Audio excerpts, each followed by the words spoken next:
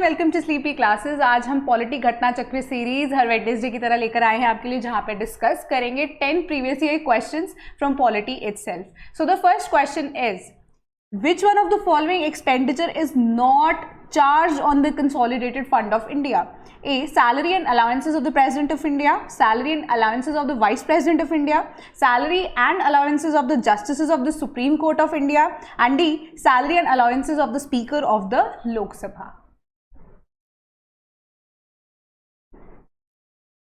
तो इसका correct answer है option number B, that is salary and allowances of the vice president of India.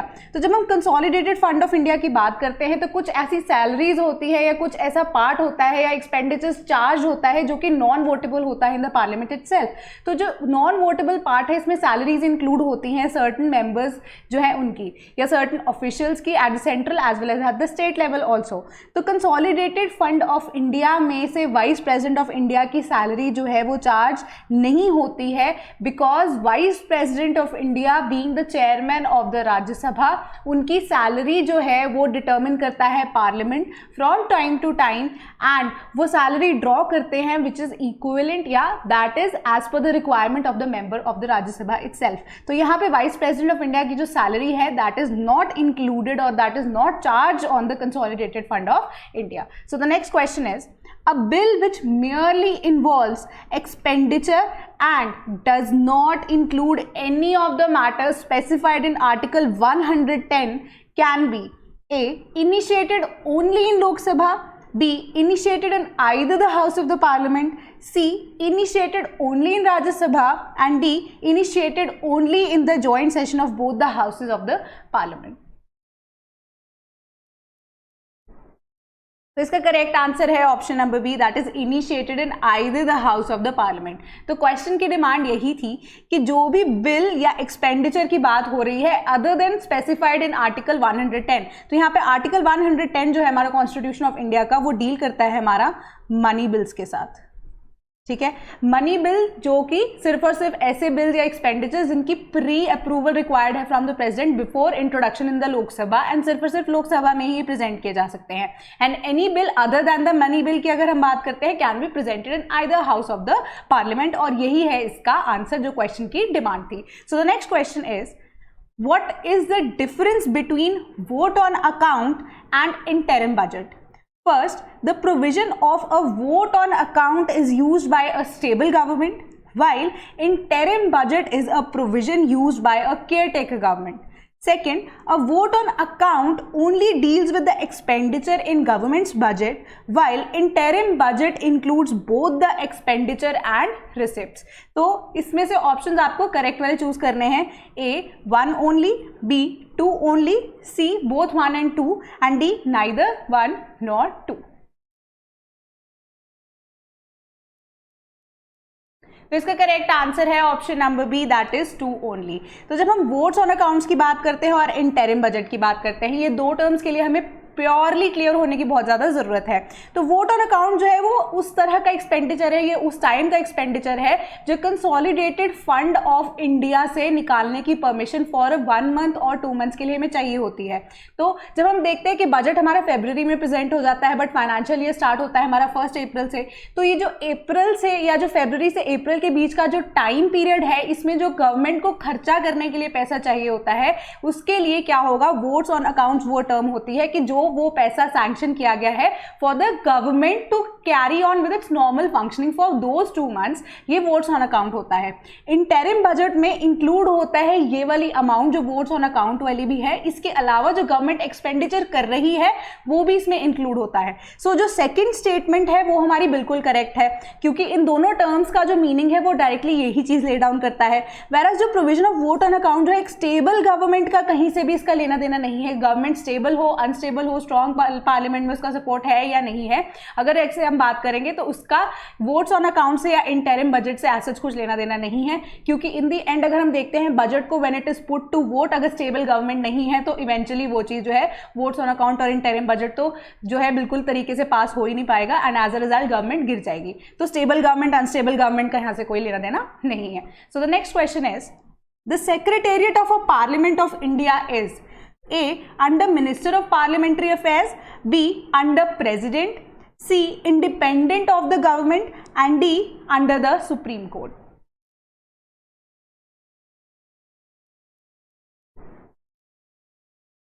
तो इसका correct answer है option number C, that is independent of the government. तो जब India आज़ाद भी नहीं हुआ था, तो अराउंड 1926 से जो हमारे विट्ठल भाई पटेल थे, जो स्टेट लेजिस्लेटिव काउंसिल के मेंबर भी थे, उन्होंने इस चीज़ को काफ़ी ज़्यादा प्रेशराइज किया था या मूट किया था इस टॉपिक के लिए, इसके फेवर के लिए खड़े हुए थे कि जो पार्लियामेंट है इसका सेक्रेटेरिएट जो है इंडिपेंडेंट होना चाहिए फ्रॉम एवरी अदर ऑर्गन, ताकि जो उसकी वर्किंग है वो किसी के साथ मिक्सअप ना हो और कोई भी अगर हम कहें बायसनेस कहीं से भी एग्जिस्ट ना कर सके।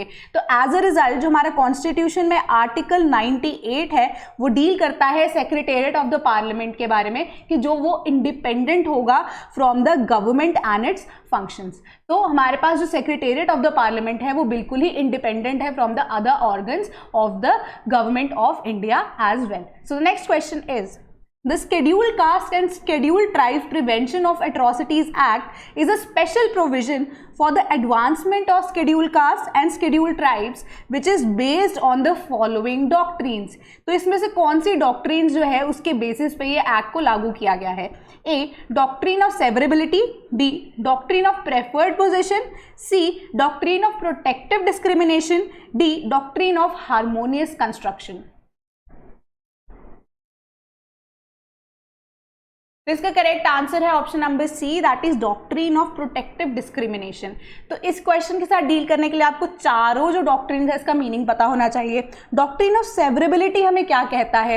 ये एक ऐसा डॉक्ट्रीन है जब आप कोई भी एक्ट या लॉ को पास कर रहे हैं उस टाइम पे देखा जाएगा कि अगर कोई एक ऐसी सिंगल हैंडेडली प्रोविजन है जो कॉन्स्टिट्यूशन ऑफ इंडिया के साथ नहीं बैठती या उसको वायलेट कर रही है, एंड साथ ही साथ वही प्रोविजन हमारे बाकी की एक्ट का जो मोटिव है वो सेवर नहीं कर रही है, यानी कि खराब नहीं कर रही है, उसके मोटिव से इंडिपेंडेंट है वो एक्ट में वो क्लॉज, तो पर्टिकुलरली उस क्लॉज को जो कि अनकॉन्स्टिट्यूशनल है उसे हटा दिया जाएगा फ्रॉम दैट एक्ट, क्योंकि उसका बेसिक मोटिव है एक्ट का वो वहां पे जो है बिल्कुल भी खराब नहीं हो रहा है। That is doctrine of severability. Doctrine of preferred position की अगर हम बात करते हैं तो लीगल सिस्टम में वैसे ज्यादातर यूज करते हैं, लॉ सिस्टम में ज्यादातर यूज करते हैं कि एक सीरीज ऑफ सीक्वेंस, जैसे हम रख लेते हैं प्रेसिडेंस नहीं रखते, ऑर्डर ऑफ प्रेसिडेंस, वैसे ही प्रेफर्ड पोजीशन में हम जो राइट्स हैं उनको नंबर कर देते हैं कि कौन सा ऐसा राइट है जो टॉप मोस्ट पोजीशन पे होना चाहिए, उसके नीचे कौन सा राइट आना चाहिए, ऐसे हम पोजीशनिंग कर देते हैं of the various rights which are given to us being the citizen of India. तो प्रेफर्ड पोजीशन का डॉक्ट्रिन वो कहता है। डॉक्ट्रिन ऑफ प्रोटेक्टिव डिस्क्रिमिनेशन क्या कह रहा है कि जो हमारी बैकवर्ड क्लासेस हैं या जो बैकवर्ड कास्ट है हमारी सोसाइटी की, उनके लिए हम ऐसी डिस्क्रिमिनेशन करें ताकि उनकी प्रोटेक्शन हो, यानी कि डिस्क्रिमिनेट कर रहे हैं from the general public but for the benefit of such caste. ठीक है, तो सिमिलर वे में ही हमने इनैक्ट किया ताकि हमारे schedule caste and schedule tribes हैं, हम उनके साथ क्या कर रहे हैं, इंटेलिजिबल डिफरेंशिया के थ्रू अगर हम बात करें या अगर हम उनकी सिचुएशन के हिसाब से बात करें, उनको जो है उनकी बैकवर्डनेस को खत्म करने के लिए हम एक प्रोटेक्टिव डिस्क्रिमिनेशन को लागू कर देते हैं ताकि उनका भी बेनिफिट हो सके, उनका जो बैकग्राउंड है वो भी अपग्रेड हो सके, स्टैंडर्ड ऑफ लिविंग भी अपग्रेड हो सके। साथ ही साथ डॉक्ट्रिन ऑफ हार्मोनियस कंस्ट्रक्शन हमें क्या कह रहा है कि जब दो लॉज आपस में रिलेट नहीं कर रहे हैं, एक दूसरे के अगेंस्ट जा रहे हैं, तो एक मिडिल पाथ को हम चूज करेंगे ताकि जो दोनों लॉज हैं उनकी वैलिडिटी जो है वो वॉइड डिक्लेयर ना हो पाए। ठीक है, तो उनके बीच का एक मिडिल पाथ निकालते हैं, हार्मोनियसली हम जो है उस डिस्प्यूट को बिल्कुल खत्म कर देते हैं ताकि दोनों जो लॉज हैं दे रिमेन एग्जिस्टेंट और साथ ही साथ एक दूसरे को कॉम्प्लीमेंट करे, एक दूसरे के अगेंस्ट ना जाए। सो इस क्वेश्चन का आंसर बनता है protective discrimination. So the next question is, of the following statements which one of the following is incorrect. तो इनकरेक्ट स्टेटमेंट पे आपको जो है करेक्ट ऑप्शन मार्क करना है। Supreme court was constituted in 1950। Second, Supreme Court is the highest court of appeal in the country. Supreme Court can hear from any high court or tribunals except court martial. Supreme Court can hear from any high court or tribunal as well as from court martial.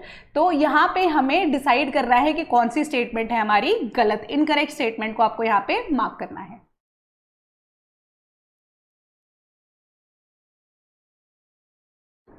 तो इसका correct answer है option number C, यानी कि supreme court can hear from any high court और tribunal accept court martial. ये statement हमारी गलत है। क्यों? क्योंकि हमारा जो आर्म्ड फोर्सेस ट्राइब्यूनल एक्ट आया था 2007 का, उसने क्या चीज़ ले डाउन की थी? उसने ये चीज़ ले डाउन की थी कि जो सुप्रीम कोर्ट है, in case of court martial का भी अगर केस आता है, उसके अगेंस्ट भी अपील्स जो है उसे सुन सकता है, उसके अगेंस्ट जो है डिसीजन दिया जा सकता है सुप्रीम कोर्ट के द्वारा। सो जो हमारा सी ऑप्शन है that is the incorrect option. So the next question is, in which of the following cases the Supreme Court observed that Central Bureau of Investigation is a caged parrot? A. Railroad bribery case. B. Vineet Narayan versus Union of India. C. 2G Spectrum scam case. D. Colgate scam case.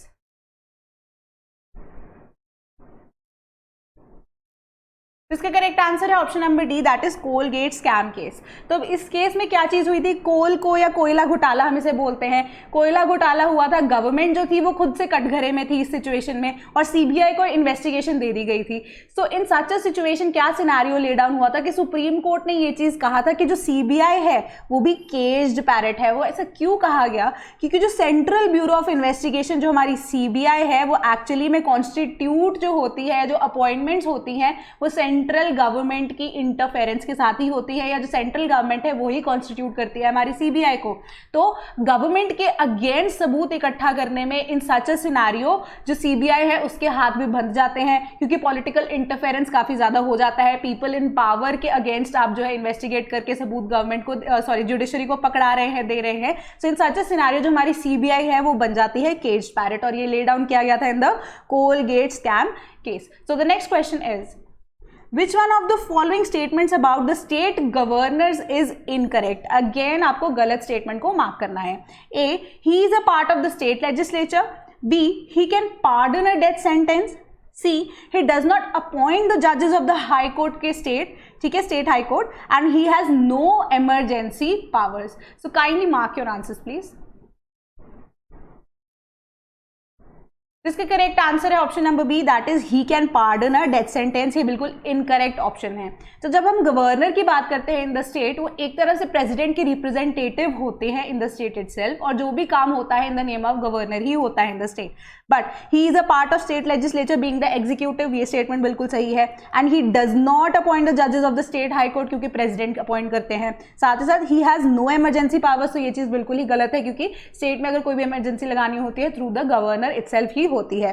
अगर ही can pardon a death sentence, हमारे जो constitution में article 161 में directly ये चीज lay down तो की गई है कि हमारे गवर्नर के पास जो है वो पावर रहती है स्टेट के गवर्नर्स के पास। बट अब हमारा article 161 of the constitution of India क्या चीज लेट डाउन कर रहा है कि जो हमारे गवर्नर हैं इनके पास क्या पावर है? वो सस्पेंड कर सकते हैं किसी के इम्प्रिजनमेंट को, या किसी को भी रिमिट कर सकते हैं उसके सेंटेंस को, ठीक है।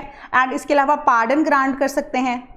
एंड साथ ही साथ अगर हम बात करें यहाँ पे डेथ सेंटेंस की, तो डेथ सेंटेंस की जो पावर है that is exclusively with the president of India, whereas कि जो डेथ सेंटेंस की पावर के लिए जो बीइंग अ डिस्क्रिशनरी पावर, जो कि एडिशनल पावर है with the president of India, वो सिर्फ और सिर्फ हमारे president of India he exercise कर सकते हैं, वेराज गवर्नर के पास डेथ सेंटेंस की पार्डन की पावर नहीं है। So the next question is, match the following. तो हमें यहाँ पे रिट्स दी गई हैं, उनके मीनिंग्स के साथ उन्हें मैच करना है। A habeas corpus, B mandamus, prohibition certiorari और क्यो वारंटो।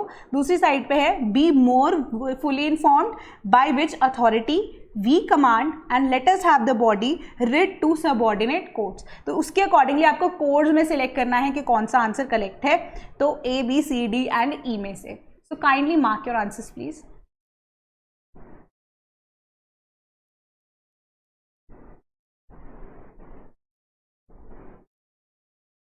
तो इसका करेक्ट आंसर है option number C, that is हमारा जो ए ऑप्शन है, यानी कि जो हमारी हैबियस कॉर्पस है, इसका करेक्ट आंसर हमारा बनता है late us have the body, क्योंकि हैबियस कॉर्पस, कॉर्पस का मीनिंग ही बॉडी होता है। So let us have the body, हमारा ए ऑप्शन तो जाएगा हमारे 4 के साथ, ठीक है। Then we have mandamus. Mandamus की अगर हम बात कर रहे हैं ऑप्शन सी के हिसाब से, वी कमांड। तो यहाँ पे एक ट्रिक वही बात मैं आपको बता देती हूँ, मैंडेमस में एम आ रहा है एंड कमांड में डबल एम आ रहा है, तो आपको ये याद रखना आसान हो जाएगा। Mandamus and command is the जो है बिल्कुल सेम मीनिंग है। देन अगर हम बात करें हमारे प्रोहिबिशन की, इसका आंसर आ जाएगा हमारा रिट टू सबऑर्डिनेट कोर्ट, कि आप रोक दीजिए जो आप अपनी ऑनगोइंग प्रोसीडिंग कर रहे हैं, या जो आप जो है बिल्कुल काम कर रहे हैं, इसे रोक दीजिए, it is not in your jurisdiction. इसके बाद अगर हम बात करें सर्शरारी की, डी का मीनिंग है देन विद वन, के साथ बी मोर फुली इन्फॉर्म्ड, ठीक है। इसके अलावा हमारे पास क्या आ रहा है, क्यों वारंटों की बात कर रहे हैं, बाय विच अथॉरिटी, कि क्यों वारंटो हमें कहती है कि आपके पास किस अथॉरिटी से ये कुर्सी आप संभाल के बैठे हैं। तो अगर आपके पास सीनियरिटी नहीं है, अथॉरिटी नहीं है, then you have to eventually give up that position, क्योंकि by what authority are you sitting on that position. तो यहाँ पे हमारे पास इसका आंसर है option number C. So the next question is, with reference to the delimitation commission, consider the following. First, the orders of the delimitation commission cannot be challenged in the court of law.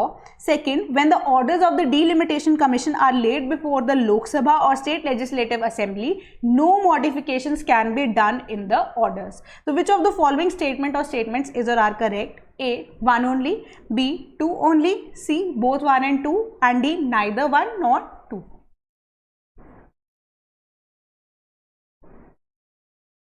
तो इसका correct answer है option number C, यानी both of the statements are correct. तो delimitation commission की जब हम बात करते हैं, ये किस लिए सेटअप की जाती है?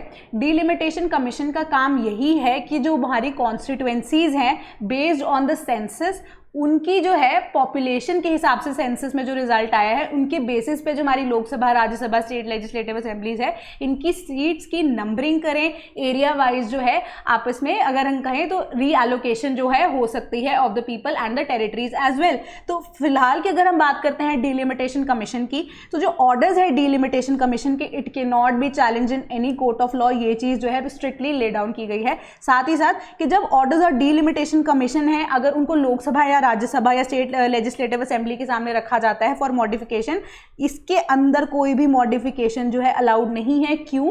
क्योंकि ये स्ट्रिक्टली बेस्ड ऑन सेंसस रहता है। सेंसस के बेसिस पे जो डीलिमिटेशन कमीशन ने ले डाउन कर दिया उसको आप मॉडिफाई नहीं कर सकते, क्योंकि ये जो है प्रॉपर रिसर्च के बेसिस पे या प्रॉपर डेटा कलेक्शन के बेसिस पे, जैसे हम करंटली अगर बात करते हैं तो 2001 का जो हमारा सेंसस है उसके बेसिस पे जितनी भी डीलिमिटेशन हो चुकी है, जितना भी एरिया डिवाइड हो चुका है कि कौन सी सीट जो है शेड्यूल ट्राइब को दी जाएगी, कौन सी शेड्यूल कास्ट के लिए सीट रिजर्व्ड है, ये सारा का सारा काम डीलिमिटेशन कमीशन का रहता है। सो नेक्स्ट हमारे पास अभी के लिए जो है 2001 के सेंसस के बेसिस पे जो भी चीज स्पेसिफाई कर दी गई है, ना उसमें कोई मॉडिफिकेशन हो सकती है, ना ही वो किसी कोर्ट ऑफ लॉ में चैलेंज किया जा सकता है। सो आज की सेशन में इतना ही। Thank you so much.